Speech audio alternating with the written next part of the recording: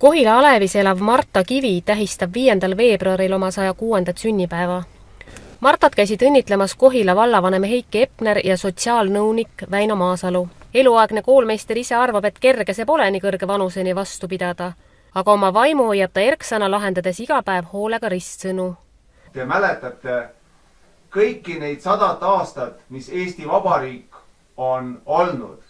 Me võtsime kaasa ka ühe kokaraamatu, mis on sajandi kokaraamat. Tugevat tervist ja seda reibast meelt, mis on teil aidanud ikka neid aastaid elada. Palju, palju õnne! Ja loomulikult. Ja annan üle ka lillekimbu. Palju, palju õnne. Palju õnne, tervist. Me oleme vanad tuttavad. Olen teile väga õnne. Ja tervist! 1, 2, 3 oli nii palju õnne. Ma olin 5-aastane, kui vabariik sündis. 5-aastane. See Jüri seleta ära. Nad elasid lühikest aega Peterburis ja kui siis see revolutsioonide möll siin peale hakkas, siis isa tuli Eestisse korra, et vaatab, mis värk siin on ja siis läheb tagasi, aga enam tagasi ei lastud.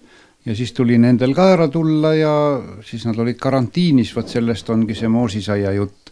Sõjaväelased andsid lastele moosisaia, povidlo. Ja kui nüüd nõukogude ajal oli ka povidlo, oli väga tuttav. Elu sai alguse uuesti seal, kus ta enne oli, ehk Saaremaal, Pöides ehk Tornimäel. Ja pere oli, nagu on seal keskmises reas ülevalt teine pilt, on 3 last ja isa ja ema. Ainukene, kes neist siis elus on siis Marta. Vanem vend Aleks küüditati ära, oli koolijuhataja, siis löödi Siberis maha. Teine vend Boris oli Nõukogude armee ohvitser, hiljem Leisi ja Saaremaa ühisgümnaasiumi tänase nimega direktor. Ja Marta on eluaegne kooliõpetaja ja meie lastehoidja. Mu isa ka kokku oli meid 4 koolmeisterit kodus, isa 2 venda. Olin laulmise õpetaja. Pidin pilli mängima, et lapsed tantsida saavad. Leppisime Tornimäe koolis õpetaja kokku.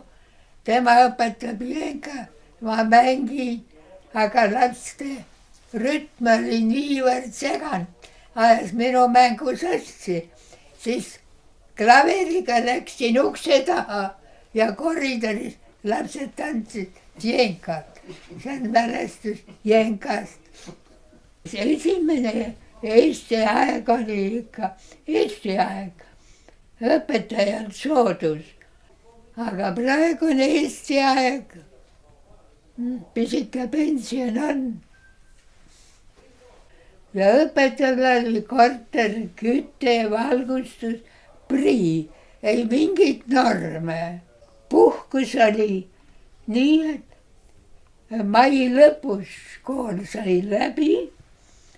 Juuni, juuli, august, september, puhta prii. Palk oli kogu aeg see, mis ta oli. Eesti aeg austas õpetajat ja mitte nii, et õpetaja on mingine käsutäitja. Õpetajal oli oma sõna.